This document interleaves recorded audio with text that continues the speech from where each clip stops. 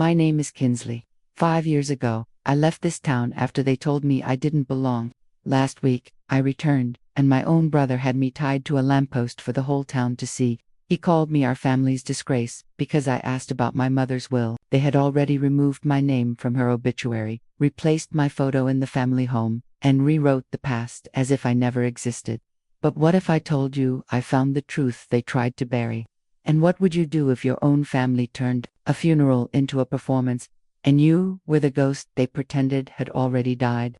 It was 5:15 when I first saw the faded green sign, "Welcome to New Ca-" It was leaning slightly, as if it had finally given up. My heart tightened. I slowed the car. The engine hummed softly, sensing my unease. Everything looked the same, which somehow made it worse. The gas station on Maple still had that broken pump wrapped in yellow tape. The bakery on the corner had a new name painted over the old one, but the peeling paint underneath told me no one really cared. This place didn't change. It just absorbed silence. I hadn't been here in 5 years, not for holidays, not for birthdays, not even when the first call came in. "Kinsley, your mom's in the hospital." I didn't come then, not because I didn't want to, but because I wasn't invited. Now I was back. Not to grieve, had grieved long before she passed, but because of a letter that arrived in my California mailbox 3 weeks ago. The handwriting on the envelope was one I hadn't seen since the last time my mom touched my face and said, "Don't let them take from you what I couldn't protect." I parked 3 blocks from the church, not because I needed the walk, but because I didn't want to be seen pulling up out front as if I belonged. Inside, the church smelled of lemon polish and old hymns. It was packed, more than I expected. Dorian's voice echoed from the pulpit, smooth and controlled, the perfect mix of grief and grace. That was his skill, making lies sound like a legacy. I stood in the back. No one turned, not even the woman I'd known since kindergarten, now seated 2 pews from the front, holding a tissue and whispering to another lady who used to give me cookies every Halloween. Their eyes skimmed past me like I was a shadow. Or maybe they saw me and just chose not to say anything. The walls were decorated with blown-up photos, framed and draped in soft lighting. My mother as a teenager, my mother at her wedding, my mother with Dorian at his high school graduation, my mother holding Dorian's son, none with me, not a single one. I stepped closer.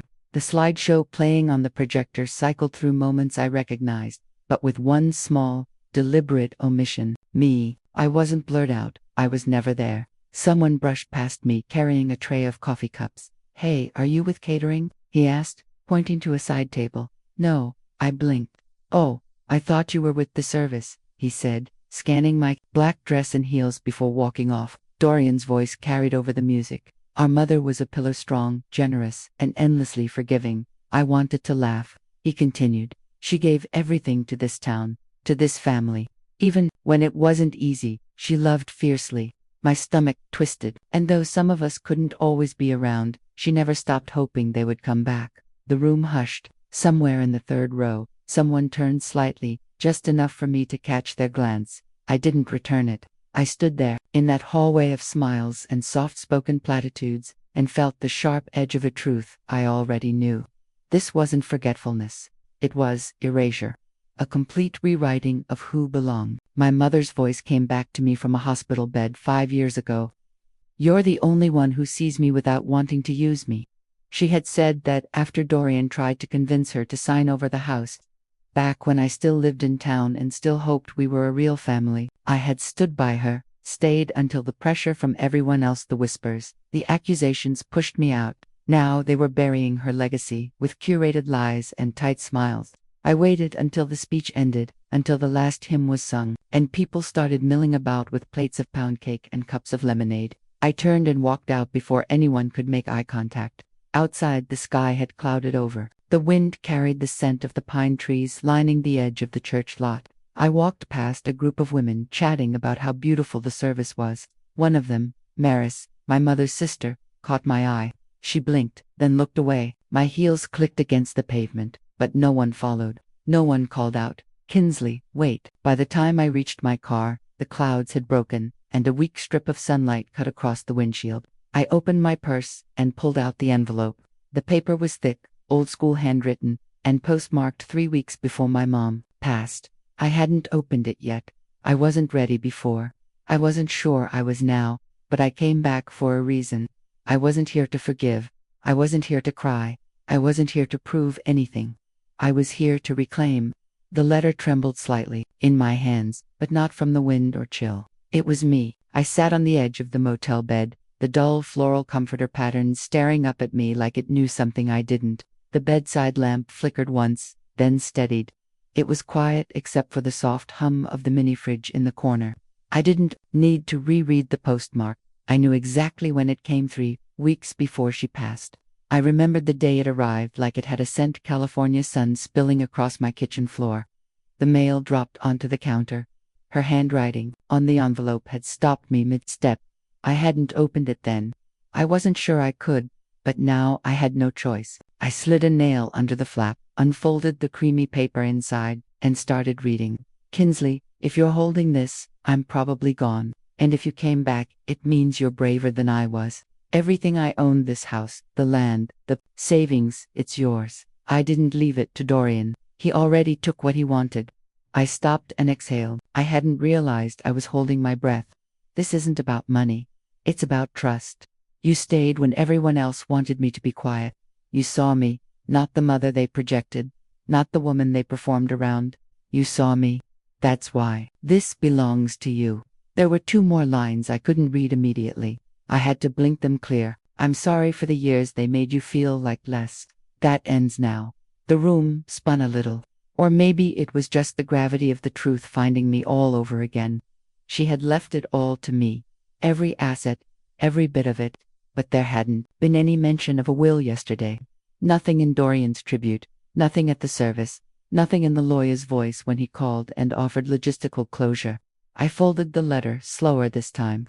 My heart was still beating fast, but now it had direction, not just anger, not just grief, intention. Morning turned into mid-morning. I dressed without music, pulled my hair back, put on something plain and neutral, not armor, not a weapon, just something to say I wasn't here to make a scene, only to be heard. Dorian's estate was 10 minutes from the motel. The front gate recognized my license plate, or maybe the camera did. Either way, it opened. Of course, he hadn't changed the security code. Of course, he believed I'd never come back. The house looked the same, but polished, sharper. Everything had windows, the garden paths, even the brass knocker on the door. The man who answered wasn't Dorian. It was someone in a tailored vest and a perfect smile. He opened the door as if I were a guest at a wedding, not his employer's sister. Miss Royce, he said, as if reading a script for a tour. Mr. Kessler is in the library. I followed him down a hallway of marble floors and framed press clippings about Dorian's business ventures, charity galas, and city council speeches. His entire persona had been curated like a campaign. When I stepped into the library, Dorian was sitting in a leather armchair, nursing a tumbler of something amber. It was 11 a.m. He didn't stand. Well, he said, I wondered when you'd drop in. I didn't sit. I need to talk. Talk away, he said. Though I should warn you, I'm having people over soon. We're honoring Mom again this evening. This is about her will. His smile didn't flicker. Ah, that. I have a letter from her, dated and signed. He sipped from his glass, then set it down. Kinsley, you were always Mom's little fantasy, her project. She wrote a lot of things toward the end. Don't do that. He tilted his head. Do what? Paint her as unstable. I'm not painting. I'm describing. She had good days, sure, but she wasn't consistent. Toward the end, she couldn't tell you if it was Wednesday or her wedding day. I stared at him. He was smooth, unbothered, like this whole thing had been rehearsed. She knew exactly what she was doing when she signed that letter. I said, there was no will filed, Kinsley, not with the lawyer you chose. He stood now, walked toward the window, then turned back. This family needs peace. We just buried our mother. Your return is complicated. I felt my jaw clench. Peace built on theft isn't peace. It's silence dressed up. He chuckled. You've got the same drama Mom used to have. So romantic, so tragic. That was enough. I left without another word. The man in the vest didn't even blink as I walked past him. Later that evening, Dorian hosted a dinner. I wasn't invited, of course, but I heard about it from someone who still talked to me in whispers, a community member. She texted, you won't believe what he said tonight. According to her, Dorian raised a toast in front of a room of his so-called friends and said, "It's hard to say this, but Mom's health really declined after Kinsley disappeared. She was never the same. Someone asked if I ever visited. He replied, she left while our mother was in the hospital." The lie settled like dust. In front of wine glasses and catered trays, my character was vacuumed out of the room. Back at the motel, I sat at the edge of the bed again, staring at my laptop. I opened it, logged into the legal portal I hadn't used since law school. I still remembered how to search estate statutes in South Carolina. There it was. Requirements for a valid will. Signatures, witnesses, no mention of Dorian. No clause allowing a sibling to override the named heir. I didn't know if what I had was bulletproof, but it was real, and real was enough to start. Outside, the sun dipped lower. The light in the parking lot turned orange, then gold, then gone.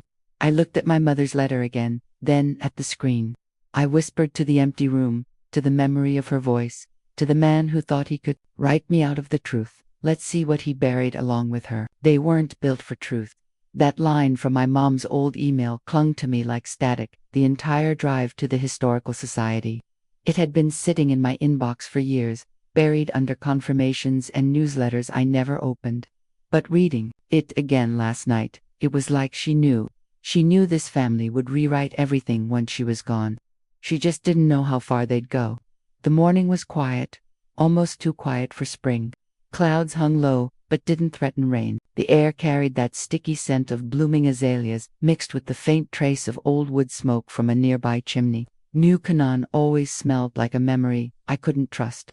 I parked a block away from the Historical Society and walked the rest of the way. It wasn't out of caution, it was habit. Growing up here, I'd learned early that proximity to the truth didn't guarantee access. Sometimes it just meant being watched harder. The woman at the front desk gave me a polite smile. When I stepped inside, I introduced myself as Kinsley Royce, and her eyes shifted just slightly before she waved me toward the back. "The Royce family legacy is in the main hall," she said. "It's been getting a lot of attention lately." Of course it had. The room wasn't large, but it had been curated with care. Framed photos, old newspaper articles, heirlooms behind glass. I could tell Dorian had a hand in the design. Every label was typed in the same serif font he used for his business brochures, clean, authoritative, final PID. Walked slowly, letting my eyes adjust to the lighting, letting my mind brace. There was my mother, young and radiant in black and white portraits. There she was again, mid-30s, holding Dorian as a baby. Newspaper clippings of her charity events, her community awards, then Dorian's school achievements, his military commendation, his real estate milestones. There was even a full panel titled, "The Heir Who Stayed." My feet stopped cold. The plaque read, "Dorian Kessler, the only son of Delilah Royce, who carried on her legacy with dignity and perseverance." No mention of a daughter, not even a shadow of my name. I moved down the wall, scanning every photo. I wasn't in a single one, not in birthday shots, not in family barbecues, not in the image of the hospital room where Mom was receiving a community service award while holding Dorian's son in her lap. I had taken that photo. I remembered adjusting the lighting because the overhead glare was too harsh, but I wasn't there. Not even a photo courtesy of. This wasn't forgetting. This wasn't a mistake. It was a purge. I turned back to the front desk and asked calmly, "Who submitted the materials for the Royce exhibit?" The woman blinked. "I'm sorry, the photos, the documents, who curated them?" She checked a small folder beneath the desk. "All materials were provided by Dorian Kessler's office. Thank you." I left before she could say anything else. I didn't cry. I didn't need to. The air outside was enough to keep my throat tight. I drove straight to Dorian's house, though I didn't call ahead. I didn't care whether he was home or not. I told the gate speaker I was there to retrieve photo albums, and someone buzzed me in without hesitation. Inside, the same man in the tailored vest greeted me. I told him I wanted to look through the library for something personal. He nodded, as if he didn't get paid enough to care. The library smelled of cedar and ego. I ran my fingers along the shelves, each row filled with books Dorian hadn't read but wanted people to think he had. I turned toward the far corner where a display case stood, glass polished, contents perfectly arranged. At the center was a velvet stand holding a necklace, gold, delicate, with a tiny ruby heart. I stopped breathing. The placard beneath it read, Delilah's final birthday gift to her daughter-in-law Meredith Kessler. That was a lie. I knew it because I had helped Mom pick it out. I had been there the day she found it in Charleston, tucked inside a little antique shop she used to call her escape. I remembered the handwritten note she placed with it, to the one who stayed when staying wasn't easy. She wrote that for me. I leaned closer and saw it, my initials, faint but unmistakable, engraved on the clasp KR, and just like that, something shifted inside me. Not anger, not even heartbreak, something older, a quiet rage made from every time I'd swallowed my own name to keep the family peace. I left without saying a word. The staff didn't stop me. Maybe they knew better, or maybe they didn't care. That evening, I sat cross-legged on the motel bed, my laptop balanced on a pillow. I opened a private drive I hadn't accessed in years, my mom's old shared folder from when she was managing her estate documents and needed help with digital records. She had forgotten the password once. I hadn't. It opened. Dozens of emails and drafts flooded the screen, but one caught my eye. The subject, just in case, it was from 2 years ago. I clicked. Kinsley, the message began. If something happens and I'm not able to speak for myself, please don't believe what they tell you. This house, these photos, these plaques, they weren't built for truth. They were built to keep people like you quiet. She had attached a PDF labeled Original Will D. Royce. I opened it. There it was, signed, notarized, dated, and my name in bold type as the sole beneficiary. My mother hadn't just left me something, she had left me proof. Now I just needed the world to see it. The words echoed in my chest long after I powered down the screen. Now I'm writing the ending. I had whispered it more to myself than to Dorian, but that didn't make it any less true. For the first time since stepping foot back in New Canaan, I wasn't questioning my place. I was claiming it, and I wasn't waiting for permission. The motel clock read just past 10:30 p.m. when I grabbed my keys again. The room still smelled like faded detergent and something vaguely citrus from the cheap cleaning spray they used. I slipped on my jacket, slid the folded copy of my mom's letter into my back pocket, and walked out into the cool night air.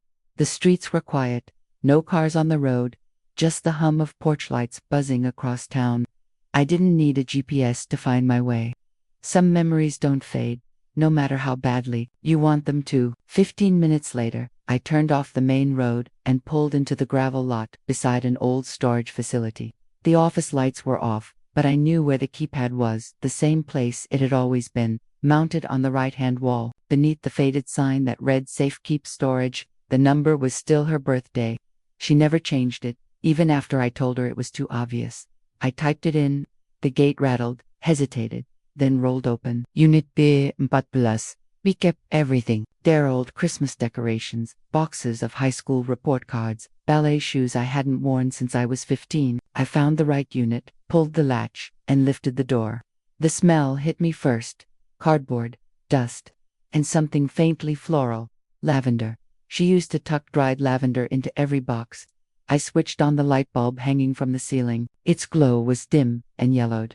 A stack of boxes lined the back wall. I started with the one marked K. It was heavier than I remembered. Inside, beneath old journals and a photo album wrapped in blue ribbon, was a flat envelope sealed in wax. My name was written across the front in her handwriting, still smooth, still deliberate, for when she's ready to return. My fingers shook slightly as I broke the seal. Inside was a will illegally formatted, notarized, and dated exactly 2 months before her stroke. And there it was, in black and white, the Royce estate, the land, the assets, and any remaining trust, all designated to me, not Dorian, not the town, me. I sat down on the edge of a nearby plastic tub, pressing the paper against my knees. To keep it steady, I wasn't crying, not yet, but my whole body felt full, like I'd been holding something in for years, and didn't realize how heavy it had gotten until this moment. I closed the envelope gently and returned it to the folder. Before I could stand, I heard gravel shift behind me. I turned. A woman stood near the unit's opening, mid-60s, coat buttoned, gray hair tucked neatly under a scarf. I recognized her instantly. Carmen Bellamy, my mom's lawyer. She hadn't aged much since the last time I saw her, but her eyes were different, now tired, maybe guilty. I figured you'd find it eventually, she said softly. What are you doing here? I asked. I checked this lot on occasion, she replied, out of habit, Your mother gave me a key before she passed. You knew this was here. She nodded, then stepped further into the unit. I was told to destroy that copy, she said. I didn't. I looked at her, trying to read her face. Who told you to destroy it? Carmen hesitated, then let out a quiet breath. Your brother, of course. He said no one would believe you, she continued. He told me, keeping the old version, the one naming him, would avoid conflict. It would protect our family. Did he threaten you? No, he was too clever for that. He offered me comfort. He said I could retire early, that he'd fund my nonprofit. He painted it like a favor, like protecting a grieving family. And you didn't say anything. I'm saying something now. She reached into her coat pocket and pulled out a small flash drive. She handed it to me without another word. It's all there. The will, the signed affidavit, and a video of your mother signing it. I held the drive in my palm. It was so small, but it felt like it weighed 100 pounds. Why now? I asked. Carmen gave a sad smile, because she trusted me, and I broke that trust. But you didn't. You came back. We stood in silence for a moment before I nodded. Thank you. She stepped out into the night without another word. I watched her go, then closed the unit and locked it behind me. By the time I returned to the motel, it was nearly midnight. The parking lot was still empty. The clerk had gone home.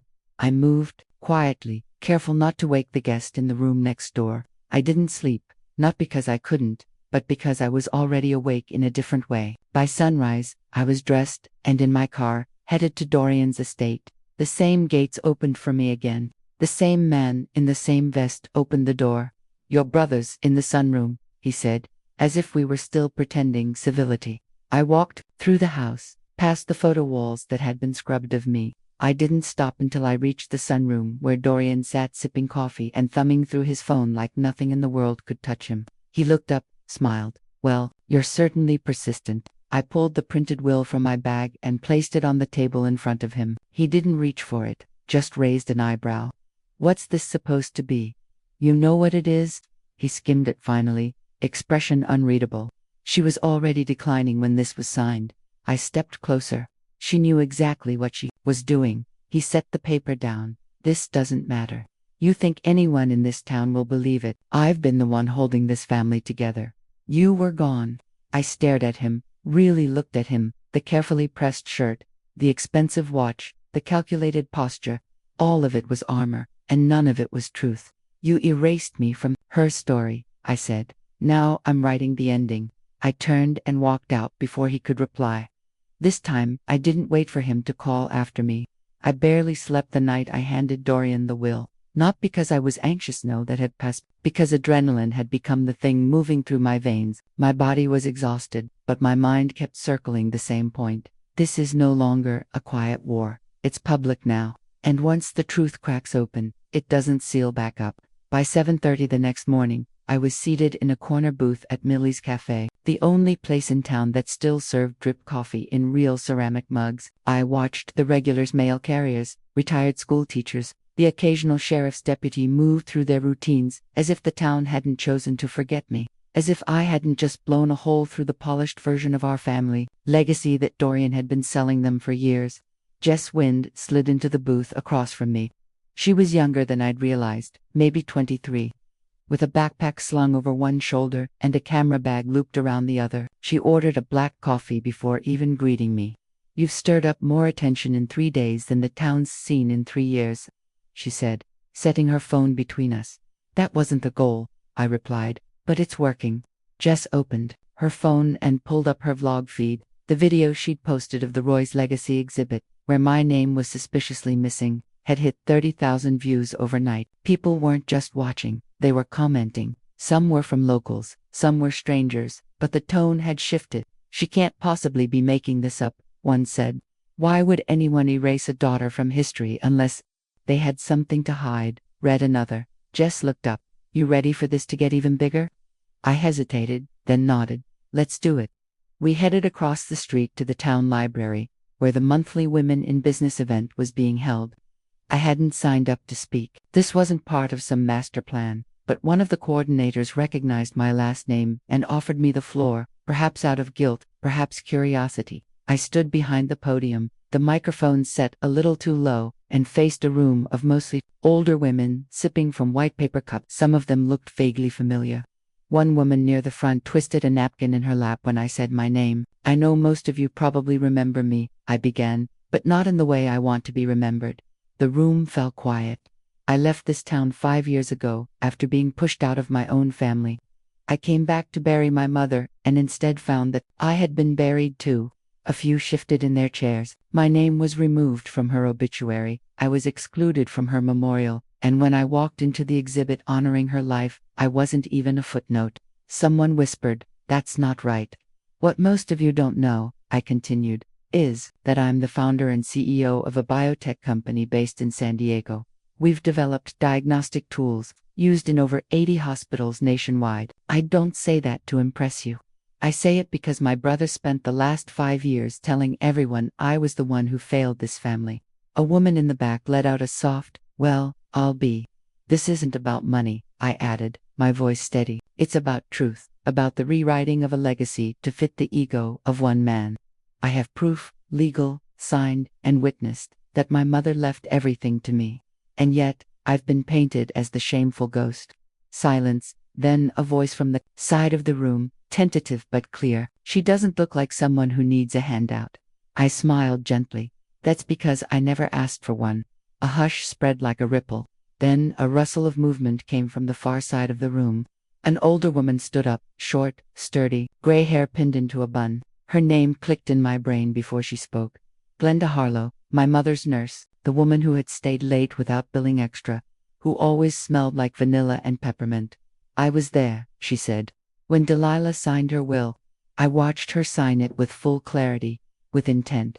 She told me she trusted no one else but Kinsley." Gasps fluttered around the room. I looked at Glenda, unsure whether to cry or hold on to the edge of the podium. "She told me to stay quiet unless things got ugly," Glenda continued. "Well, things got ugly. I stepped down from the podium after that. I didn't need to say more. The truth didn't need a spotlight. It just needed a crack to shine through." That evening, I sat back at Millie's with Jess, who had filmed the entire event. She was uploading it when my phone rang. "Dorian." I let it ring 3 times before answering. "You're turning this into a circus," he said. "No greeting, no attempt at pretense. It stopped being private," I replied calmly, "when you paraded your version of the truth in front of a crowd. I'm warning you, Kinsley, this won't end well for you. You've already erased me from photos, from documents, from memories. What else could you possibly take?" There was a pause. Then, low and deliberate, he said, "This town will always believe me first. Not this time. Don't push me." "I'm not pushing," I said. "I'm giving you 48 hours. You come forward, you make a public statement admitting what you did, or I go to court, the press, and everyone you've built your little empire around." He scoffed. "You think you can scare me? No, I think the truth will." And with that I ended the call. Jess looked up from her laptop. "Was that him?" I nodded. "He's got 48 hours, she grinned. "What happens if he doesn't cave?" I stood up, tucked the chair back in. Then, I stopped being polite. The weekend arrived faster than I expected, and just like every spring in New Cunan, it came with its own forced cheer. The annual downtown festival music from brass bands, cheap barbecue pulled from smokers parked on every corner, booths full of church ladies selling banana bread and hand-sewn potholders. It was all exactly how I remembered it, and I hated how much that familiarity still pulled at something in me. Jess texted me that morning, "Stay alert. Dorian's been on edge since the library. He's going to try something." I had no doubt. By mid-morning, the square was crowded. Locals roamed with plastic cups of sweet tea. Children darted between booths with balloons tied to their wrists, and the mayor shook hands like she wasn't aware half the town was watching this festival through a different lens this year. I walked down Main Street slowly, deliberately. I didn't smile. I didn't wave. I was done performing politeness for people who had helped erase me.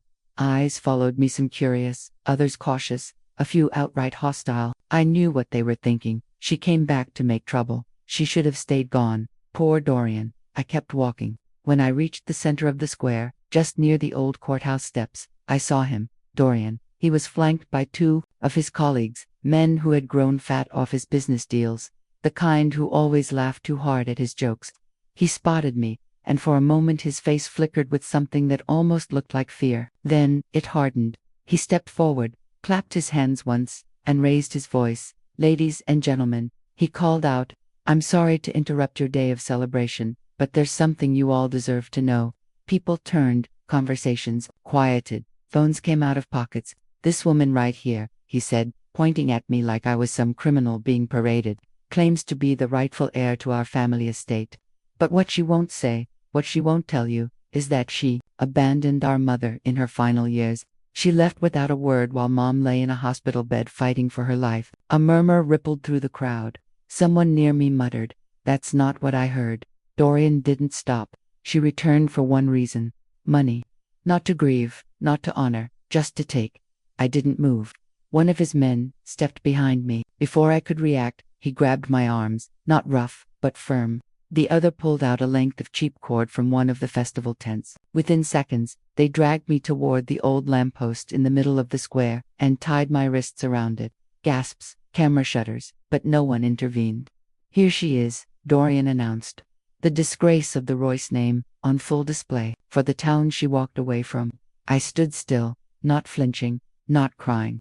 I looked at the crowd, at faces I'd known since elementary school, at parents who used to invite me over for cookouts, at teenagers filming me like I was street theater. I locked eyes with a woman from the front row, at Mom's memorial, her expression twisted in something like pity. I looked past her, then I spoke. "I've been tied once before to this family's silence, to a version of the truth that wasn't mine, but today, you get to see who really holds the rope." My voice didn't crack. It didn't rise. It just cut through. Nobody moved for a long beat. Then, from behind the crowd, a voice called out, "Untie her." A few more murmurs, then silence again. I didn't wait. I twisted my wrists free slowly. The knot hadn't been tight. I stepped away from the post, brushing off my arms like I was just clearing dust. Jess met me halfway across the square. Her eyes were wide but steady. "I got all of it," she said. "I'm uploading now." By the time I returned to the motel that evening, the video had already hit 500,000 views. Jess's caption, 2025, "A woman tied in public for defending her legal rights." The comments came fast. "This is what gaslighting looks like in real life." She stood there like a damn queen. "Where's the sheriff in this town?" My inbox filled with messages, some hateful, most supportive. Former classmates I hadn't spoken to in years sent apologies. Strangers offered legal advice. Reporters asked for interviews. I spent the next hour writing up a formal complaint: assault, defamation, intentional emotional distress. I filed it under my own name and sent a copy to the local paper. At 8 p.m., my phone rang. Unknown number. I answered anyway. "This is Evelyn Drew," the voice said. "I'm a civil rights attorney. I saw the footage." "Yes," I said. "That was me. You've got a case, a strong one." "I figured as much." She paused. "You ready to go public?" "I already am." That night, Dorian received a call from one of his city council donors. I only heard about it later, but apparently the conversation was short. "You just handed her the jury," the man told him. And he was right. By the time sunlight hit the cracked sidewalks of downtown Monday morning, everything had changed. My phone had buzzed through most of the night, but it wasn't until I stepped outside the motel room, coffee in hand, and my heart still hammering from yesterday's spectacle, that I realized the town was already buzzing without me. Jess had posted the second video sometime around midnight. It wasn't just footage of me tied to the lamppost. It was the lead-up, the whole thing. You could see me trying to walk away. You could hear Dorian's voice, sharp and clear, giving the order. You could watch his two cronies move toward me like it was all scripted. By 8 a.m., the clip had exploded on Twitter, on Facebook, on whatever local gossip forums people here used to whisper behind each other's backs. The hashtag Justice for Kinsley trended for the first time. Just after I pulled into the courthouse parking lot, I realized I wasn't here to fight. I was here to deliver. I walked through the lobby with a folder under my arm and the flash drive Carmen had given me secured in my purse. I was supposed to meet with one of the county clerks, an old friend of my mother's who'd requested the documents quietly, but I didn't make it more than 10 steps inside before a young woman in jeans and a Dwennell badge ran up to me with a mic in one hand and a cameraman on her heels. "Ms. Royce, Kinsley Royce." I paused. "I'm Rachel Lane, local affiliate." she said, breathlessly. Would you be willing to comment on what happened yesterday? The footage, ... I held up a hand gently. No comment here. I'll be speaking in the public forum this afternoon. She nodded, eyes lighting up. I moved on down the hallway, up the stairs, and into the conference room where 3 people sat, 2 clerks, one woman from the mayor's office who looked like she hadn't slept. I handed them everything. The original will, I said, signed, notarized, with a video record and sworn affidavit from a third-party witness. Their eyes scanned quickly, then slowly. No one spoke for a full minute. Finally, the clerk said, "You understand this rewrites everything that's been filed under Dorian's version?" I nodded. It was always supposed to be rewritten. I left the building without waiting for another word. That afternoon, just as the church bells rang out, 2 p.m., I walked into the town's civic forum, held in the same community theater where I once played the Sugar Plum Fairy in 2nd grade. Now, the seats were full of reporters, residents, and people who didn't know what side they were supposed to be on anymore. I stood at the podium. I didn't need notes. I introduced myself simply. My name is Kinsley Royce. Then, I held up the copy of the will, I held up the notarized statement, and then Jess, seated off stage, plugged in her laptop and projected the video of my mother, in clear mind and steady voice, signing the document with Carmen standing at her side. I looked at the crowd and said only one thing: this wasn't about family, it was about control, and control ends today. I didn't need to say more. The room was hushed when I stepped down, not stunned, more like watching a collective curtain fall. Later that evening, the real shift began. It started with a phone call Dorian didn't expect. One of his top campaign sponsors, an investor who'd given him money, land, and platform space, called to say they were pulling out. Quietly, of course. No press statements, no fuss, but gone. Then the Chamber of Commerce released a bland memo about reevaluating local leadership. Then 3 council members issued a joint statement calling for a review of recent estate disputes in the community, without naming names, but everyone understood. And then came the school project. Jess texted me a link late that night. "You're going to want to see this." Dorian's son, Elliot, had done a class video for a 4th grade assignment. It was titled, "What Family Means to Me." In it, he sat in front of a colorful backdrop of construction paper hearts and drew pictures while he talked. My dad tied my aunt to a pole 'cause she asked about Grandma's papers. He said casually, like describing what happened at recess, he kept drawing. The video didn't cut. My aunt used to live here, but she left. People said bad stuff about her, but I saw the paper. Grandma wrote her name on it. My dad said it didn't count, but it looked like her name to me. That clip hit harder than anything I could have said. It spread like wildfire. It wasn't rehearsed. It wasn't polished. It was a child saying what he'd seen, and it unraveled Dorian faster than anything else had.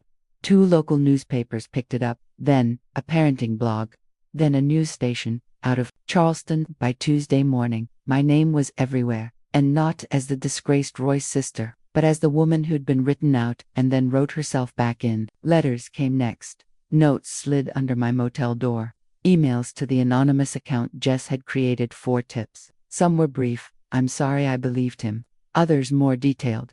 He threatened to sue if I said what I saw. One was from a former employee of Dorian's. She attached copies of invoices he'd doctored, statements of assets he claimed were his before the will was even read. The truth didn't just break open. It poured. But with all of that, I knew better than to celebrate early. This was a tide, turning, but tides don't drown the ones who build their homes high enough. Not yet. It was nearly sunset when I stepped through the courthouse doors. The hearing had been scheduled quietly, but word spreads faster in New QAnon than a gas leak. By the time I reached the 2nd floor, the crowd had already settled in. Shouldered old and young, reporters and retirees, people who'd once smiled politely at Dorian on Sunday mornings, now sitting in silence, waiting to see what he'd say under oath. I didn't need to make an entrance. My presence had already shifted the air in that room. Jess sat near the back with her phone on silent, her fingers ready to clip the moment for the world outside this courthouse. She nodded. Once when our eyes met, I gave her a slight smile and moved toward the 1st row. The clerk nodded at me, gesturing toward an empty seat. On the other side of the room sat Dorian, posture perfect, hair combed into practiced elegance, dressed like he was still in control. But even from across the aisle, I could see the slight twitch in his jaw, his hands folded just a bit too tightly. On the table, that polished exterior had started to chip, and he knew it. The mayor entered with 2 council members behind her. The lead clerk cleared his throat. This hearing will review the legal claims submitted regarding the Royce estate and the use of community trust funds tied to the Royce family properties. No preamble, no ceremony, just facts. The first evidence presented was digital: wire transfers, invoices, false claims of community renovations that had never happened. My name on old trust documents was nowhere to be found, but Dorian's signature appeared repeatedly next to inflated costs, donations redirected to companies he owned under a different LLC name. Jess had pulled most of it from public archives, and a disgruntled former staffer who wanted to make things right. Then came the letters, anonymous but telling. Some typed, others handwritten. I worked for him for 3 years. He told me to shred the will after Delilah passed. He said the town wouldn't believe a daughter who left, that Kinsley wasn't the kind of person you could trust in public. I saw her. Mother signed that paper. He burned the first copy in his office fireplace. The clerk read each one without pause, each sentence another crack in the armor. When it came time for Dorian to respond, he rose like he was preparing for a sermon. "This is all a vendetta," he began. "My sister and I, while we've had our differences, this isn't about justice. This is about bitterness. She left, she wasn't there. My mother died, surrounded by people who stayed." His voice trembled just enough to seem human. He looked out at the crowd as if searching for a face to agree with him, but the room stayed still. He added, "What you're hearing is a campaign of resentment dressed as righteousness, and I won't be part of a show trial orchestrated by online mobs and gossip." He sat down. The silence that followed was heavier than any gavel strike. The clerk opened the floor for additional comment, and that's when Maris stood. I hadn't seen her enter. She must have slipped in during the testimony, sitting toward the back, away from the cameras. She wore a faded navy dress and carried a small purse clutched against her chest. When she began walking forward, a few heads turned. Dorian visibly stiffened. "My name is Maris Talbot," she said softly. "I was Delilah's sister, and I should have spoken up earlier." She stood in front of the microphone, her voice shaking. "I was there the day Kinsley left town, not because she wanted to, but because she was pushed." I heard what Dorian told Delilah behind closed doors. "I watched my sister cry after signing that will. She was afraid, not of death, but of being erased." She glanced toward me. "I stayed silent for years. I thought it was safer that way, but silence is a kind of lie, too, and I'm not willing to lie anymore." A murmur rippled through the room, but it wasn't judgment, it was release. The clerk cleared his throat. "Counsel, do we have enough to proceed?" The mayor leaned into her mic.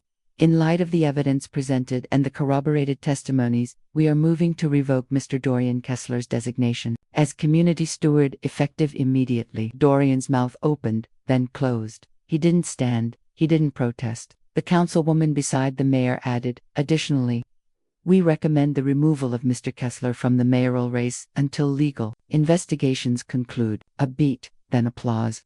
It started slow, cautious, but grew into something undeniable. Not wild cheering, not celebration, just a steady rhythm of truth being recognized out loud. I didn't clap, I didn't need to. I just stood there and let it wash over me. After the hearing, I stepped outside. The air had cooled.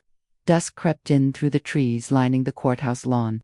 People lingered on the steps, exchanging quiet words, nodding in my direction without fanfare. Maris approached me slowly. "I don't expect forgiveness," she said. I looked at her, the woman who had once turned her back on me in the church hallway, the woman who had stood beside Dorian when he'd rewritten me out of my own history. "You don't need to ask for it," I said. "You told the truth. That's enough." She swallowed hard. "I should have said something a long time ago." "I know." She didn't reply. She just reached into her purse and pulled out a worn envelope. "Delilah asked me to hold this. I think it's yours now." I opened it hours later, alone back at the motel. Inside was a photograph. Me and Mom, at the beach, wind whipping through our hair, both of us laughing at something long forgotten, and a note in her handwriting. "If you're reading this, you stayed brave. I couldn't protect you from everything, but I always knew you'd protect the truth." I placed it on the nightstand next to the flash drive, the legal filings, the stack of affidavits, and I whispered, not to the room but to her, "I finished it. Mom, 1 week later, I stood in the foyer of the Royce estate for the last time. Morning light spilled through the tall windows, brushing across the hardwood floors, the antique mirrors, and the untouched table where my mother used to sort mail every Sunday. The house was quiet now, too quiet, not because it had been abandoned, but because it had been released. My bags were already packed and loaded into the trunk of the rental car. There wasn't much to take, a few old letters, the photo from the beach, some personal things I'd kept in boxes she never unpacked after I left. Everything else I was leaving behind. The folder with the deeds sat open on the counter. I had signed the transfer forms just a few hours earlier. It was going to a women's shelter in Colombia, one with a waiting list that ran months long and not enough safe beds to go around. My mom's final request hadn't come in a will or a legal document. It was scribbled on the back of an envelope I found tucked into her cookbook. Let this house be safe for someone else someday. She hadn't meant safe in the literal sense. She meant free from silence, from shame, from men who turned family into performance. I walked the halls one last time, touched the wood banister on the staircase, where I'd once snuck down at midnight to steal Oreos from the kitchen. I paused in the sunroom where Dorian had once bragged about closing his first deal. I stood at the window and let myself take in what I was letting go of. Not the house, not the land, but the version of myself I'd tried to become just to be let back in. It was almost noon when I stepped outside. The humidity had crept up, heavy and sweet, and the garden was full of bees bouncing between the roses. The movers had come and gone. All that remained was memory. I drove into town slower than usual, taking turns through streets that used to feel like mazes when I was 10. A few familiar faces waved from their porches. One woman nodded politely and looked away. I didn't expect parades. I didn't need reconciliation. But something had shifted. At the center of the town square, the lamppost still stood. I parked and walked over to it. There was a small group of teens sitting on the courthouse steps across the way, heads bent toward their phones, barely registering me. A man was sweeping the sidewalk. The breeze picked up just enough to scatter a few leaves. I reached out and ran my fingers along the cool metal. That was when I saw it. Etched into the base, small but clear, were the words, "This is where dignity rose again." I didn't know who had carved it. Maybe Jess, maybe someone I'd never spoken to. But it didn't matter. I turned and walked back to the car. One more stop, then I'd be done. At the edge of town, tucked into the back of a drawer in my mom's old sewing desk, I'd found a second envelope last week. I hadn't opened it right away. I think some part of me wasn't ready. Not until now. I pulled off the road near the creek, where she used to take me for walks, sat on the hood of the car, and opened the envelope. Inside was a short note, handwritten like always. "You were never meant to fight for love. You were born to live in it." If they couldn't see that, I'm sorry, I cried. Not out of anger, not from grief, but something else entirely. Release. I let the tears come because this wasn't pain anymore. It was clarity. And all those years I'd spent wondering if leaving had been betrayal, this told me it was survival. She knew. She had always known. I folded the letter and placed it back into the envelope. And then I did something I hadn't allowed myself to do in years. I sat there and laughed. Not a loud laugh, just a small one, under my breath. It felt foreign. At first, like stretching a part of myself I forgot was still there. But it grew. I stayed there until the sun shifted, then got back in the car and drove to the edge of town. I didn't stop by Dorian's. I didn't need an apology. Some debts aren't owed to me. They're owed to themselves. And if he ever came looking for forgiveness, he'd have to find it in the mirror, not my voice. As the trees thinned and the highway widened, I looked down at the passenger seat. The photo of me and Mom at the beach sat tucked inside the visor. She hadn't left me a house. She left me my voice back. And this time, I wasn't giving it up for anyone. And sometimes, the loudest battles are fought in silence. And the deepest wounds come from the people we once trusted the most. Kinsley's story reminds us that reclaiming your voice, no matter how long it's been stolen, is an act of courage. What would you do if your own family tried to write you out of your story? If this resonated with you, don't forget to subscribe for more powerful family stories, real-life betrayals, and unforgettable moments of quiet revenge. Let us know in the comments. Have you ever been the disgrace who finally told the truth?